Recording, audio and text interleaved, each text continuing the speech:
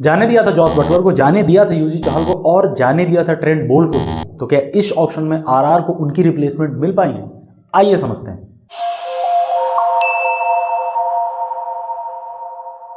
Hello guys, welcome to Cricket code.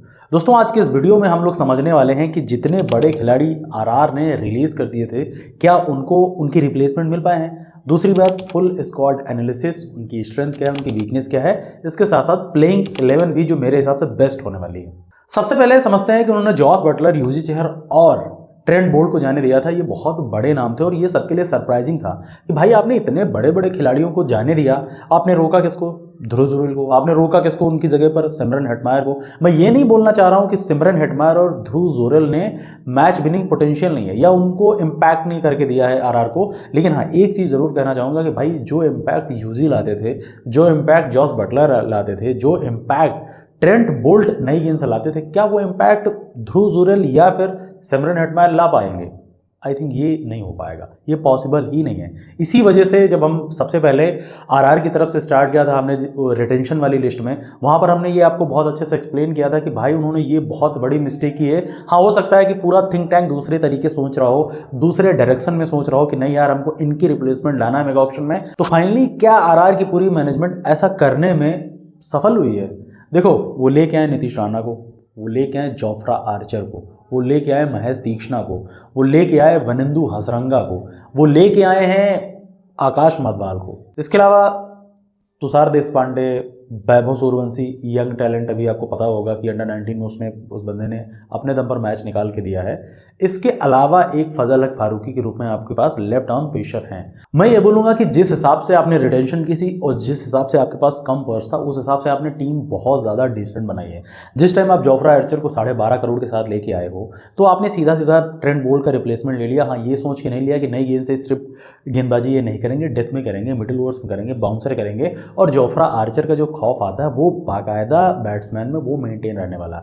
जिस time आपने वनिंदु हसरंगा की तरफ गए, जिस टाइम आप महेश तीक्ष्णा की तरफ गए, वहां पर आपने सीधे सीधे अश्विन और युजी चहल का रिप्लेसमेंट लेके आए। हाँ, एक चीज मैं ऐड ऑन करना चाहूंगा कि इंडियन और फॉरेन में इतना डिफरेंस होता है कि अश्विन आपको एक्स्ट्रा बैटिंग करके देते हैं तो वो वनिंदु हसरंगा कर देंगे, युजी चहल बहुत अच्छी बॉलिंग कर देते तो शायद महेश तीक्ष्णा के लेवल को या महेश तीक्ष्णा उनके लेवल को वो मैच न कर सके, लेकिन दोनों मिलके आपके लिए काम बहुत डिसेंट करके देंगे, ये पॉसिबल है। इसके अलावा जिस टाइम आप आकाश मधवाल की तरफ गए, जिस टाइम आप तुषार देशपांडे की तरफ गए, वहां से लगा कि आपने टीम एक अच्छी बिल्ड कर ली है। तो मेरे हिसाब से आपको उनकी रिप्लेसमेंट मिल चुके हैं। हाँ, जॉस की बात नहीं करने वाला हूं, क्योंकि जॉस को रिलीज करना अचानक फैसला नहीं हो सकता यार। जॉस का रिलीज करना उस बात पर डिपेंड करता है कि जब Sanju Samson as a opener खेलना स्टार्ट कर। देखो, टीम इंडिया में लगातार ओपन कर रहे हैं, बांग्लादेश वाली सीरीज आपने देखी होगी। बाकी जिस टाइम वो साउथ अफ्रीका गए, वहां पर यार 200 मार के आया बंदा, तो आपको पता है कि उनके अंदर पोटेंशियल बहुत ज्यादा, और ओपनिंग करके वो अपनी टीम का इंपैक्ट कितना बड़ा कर सकते हैं और सामने वाली टीम का कितना बड़ा डैमेज कर सकते हैं। दोनों चीजें बहुत इंपॉर्टेंट है। Sanju Samson as a opener एक अलग लेवल के खेलते हैं, Sanju Samson as a middle order batter एक अलग लेवल की गेम प्लेइंग अवेयरनेस है उनके अंदर। मतलब कहते नहीं इस बार क्या वो कप्तान है, कीपर आपके पास बटलर थे, तब भी वो यार संजू की कीपिंग करते थे, और अब तो ध्रुव जुरेल भी हैं, पिछली बार भी थे। तो मेरे हिसाब से जब तक संजू फिट एंड फाइन है, आई थिंक वो कीपिंग भी करने वाले हैं। तो अब आपको टेंशन नहीं, क्योंकि आपके पास ओपनिंग शॉट आउट जोड़ी बहुत तगड़ी हो गई। लेफ्ट राइट का कॉम्बिनेशन जो पहले भी था, पहले बटलर के साथ आते थे यशस्वी, अब यशस्वी के साथ आएंगे संजू सैमसन।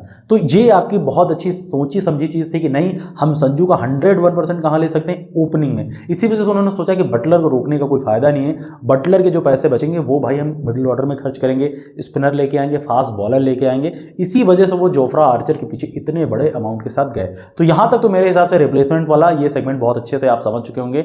अब एक बार इनकी बेस्ट 11 देख लेते हैं। मेरे अकॉर्डिंग इनकी बेस्ट 11 2025 के लिए कैसे दिखने वाली है। ओपनिंग में मैं Sanju Samson captain plus keeper, उसके बाद यशस्वी जायसवाल, यानी लेफ्ट और राइट ये जोड़ी धमाल मचाने वाली, सुपर हिट रहने वाली। नंबर 3, जिस टाइम इन्होंने नीतीश राणा पे बिड मारी थी, मैं एकदम 101% सर्टन हो गया था कि भाई ये बहुत अच्छे प्लेयर के साथ नंबर 3 को लेके आए हैं। एक तो लेफ्टी हैं, दूसरी बात राणा के पास एक क्वालिटी है कि वो आपको स्पिन उतनी अच्छी खेल के देंगे, फास्ट बॉलिंग अटैक में वो बिल्कुल कंफर्टेबल दिखते हैं, और दूसरी बात ये है यार कि उनकी रेंज ऑफ शॉट्स ज्यादा है, क्योंकि जब भी जरूरत होगी एक्सेलरेट करने की, भाई राणा बिल्कुल अपना हाथ ऊपर करेंगे। और राणा के अंदर एक क्वालिटी मुझे और नजर आती है कि वो फाइटर हैं। वो अगर सपोज दैट वो एक एक एंड पे खड़े हुए हैं, सामने 3-4 विकेट गिर गए, फर्क नहीं पड़ता, वो अपना गेम खेलते हैं, हमेशा अटैकिंग माइंडसेट के साथ खेलते हैं। तो ये T20 में बहुत ही रिक्वायरमेंट हो चुकी है यार। तो नंबर 3 रहा, नंबर 4 पर रियान पराग, नंबर 5 पर ध्रुव जुरैल, नंबर 6 पर सिमरन हेटमायर। यहां तक कि आपकी बैटिंग बहुत ज्यादा सॉर्ट आउट हो गई।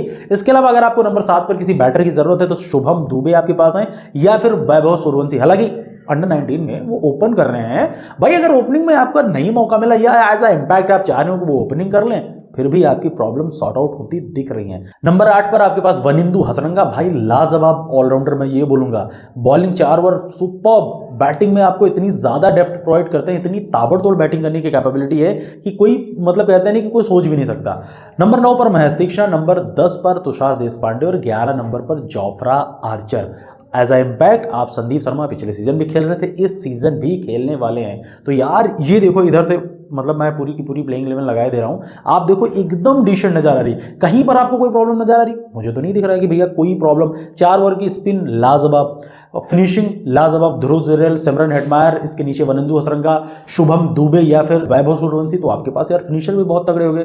फास्ट बॉलिंग में आपके पास जोफ्रा आर्चर, संदीप शर्मा, यार 8 ओवर की आपके पास गन पेस के साथ फास्ट बॉलिंग हो गई। इसके अलावा तुषार देशपांडे, हाँ पांडे के साथ एक थोड़ा सा मुझे लगता है थोड़ा सा कंसर्न है मेरा कि यार उनकी इकोनॉमी हमेशा ऊपर रहती, 9-10 के आसपास रहती, विकेट टेकर हैं, उन्होंने पिछले सीजन सीएसके के लिए हाईएस्ट विकेट लिए थे, लेकिन क्या वो वाली परफॉर्मेंस यहां दोहरा पाएंगे? ये देखना बहुत बड़ी इंटरेस्टिंग चीज है कि क्या मतलब कहते हैं नहीं, बहुत सारे लोग उस परफॉर्मेंस को आगे लेके आते हैं, अब द मार्क करते हैं, लेकिन बहुत सारे खिलाड़ी पिछला सीजन वहीं छोड़ के आ जाते हैं। ये मतलब कहते हैं नहीं, दो चीजें हैं, दो चीजें तुषार देशपांडे अपनी लाइफ में कैसे इंप्लीमेंट करते हैं वो देखने वाली बात होगी। इसके अलावा मुझे लगता है कि अगर आप तुषार देशपांडे नहीं चले, आकाश मधवाल हैं आपके पास, या अगर आकाश मधवाल भी काम नहीं कर रहे हैं तो आप फजल हक फारूकी के साथ जा सकते हो। फजल हक फारूकी में सिर्फ एक दिक्कत हो जाएगी कि फॉरन वाला वो आपका स्लॉट थोड़ा एक्स्ट्रा हो जाएगा, तो आप महेश दीक्षित या फिर वनिंदु हसरंगा में किसी एक को ही खिला पाओगे, क्योंकि जोफ्रा आपके प्रॉपर 11 का हिस्सा होने वाले हैं और हेटमायर प्रॉपर 11 का हिस्सा होने वाले। हाँ ये चीज है कि टॉप 5 में आपके पास पूरा का पूरा इंडियन कोर है, ये आपके लिए एक्स्ट्रा एडवांटेज होने वाला है। तो मेरे हिसाब से ये इनकी बेस्ट बैटिंग साइड दिख रही है। और एक चीज मैं आपको बता दूं, थोड़ा स्ट्रेंथ और वीकनेस थोड़ा है। देखो स्ट्रेंथ में इनका टॉप ऑर्डर खासकर ओपनिंग से लेकर नंबर 5 तक लाजवाब है। वहीं अगर इनकी दूसरी स्ट्रेंथ की बात करूं तो मुझे लगता है स्पिनर्स इनके पास बहुत अच्छे हैं। वनिंदु हसरंगा, महेश दीक्षित, रियान पराग, नीतीश राणा, भाई सब स्पिन करते हैं, आपके पास बढ़िया स्पिनर्स हैं। अब आ जाओ इनकी थोड़ी सी वीकनेस। एक वीकनेस मुझे नजर आती है कि संदीप शर्मा डेथ में बहुत ज़्यादा मतलब कारगर नहीं रहते। दूसरी बात, नई गेंद से वो गेंदबाजी अच्छी कर लेते हैं।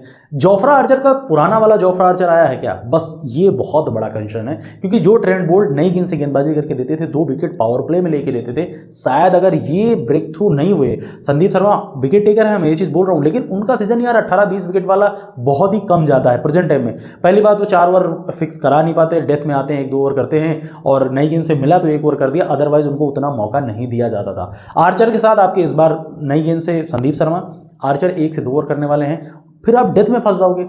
डेथ में एक एंड पे आर्चर, दूसरे एंड पे कौन? क्योंकि उस टाइम आपके पास आवेश खान थे, उस टाइम आपके पास नांदेड़ बर्गर थे, ट्रेंड बोल्ट थे, और डेथ में तो आपने यूजी चहल से गेंदबाजी करवाई है। यही सबसे बड़ी समस्या मेरी अकॉर्डिंग रहने वाली है। तो मेरे अकॉर्डिंग सिर्फ इतना सा कंसर्न है मेरा कि ये एक वीकनेस नजर आ रही है, वो मैच में रिफ्लेक्ट होता है, मैच में रिएक्शन उसकी क्या होती, कैसा काम करता है, वो मैच स्टार्ट होने के बाद ही पता चलने वाला है। अब मैंने इसको रेटिंग कितनी दी है, तो 8 आउट ऑफ 10 की हमने एक डिसेंट रेटिंग दी है, क्योंकि 48 करोड़ के बजट के साथ आपने बहुत डिसेंट टीम बनाई है। बाकी अगर आपको कुछ ऐसा लग रहा है कि हमने किसी खिलाड़ी को प्लेइंग 11 में जगह नहीं दी, या वो प्लेइंग 11 का रेगुलर हिस्सा बन सकते हैं, सीधा कमेंट सेक्शन में जाइए, कमेंट करें।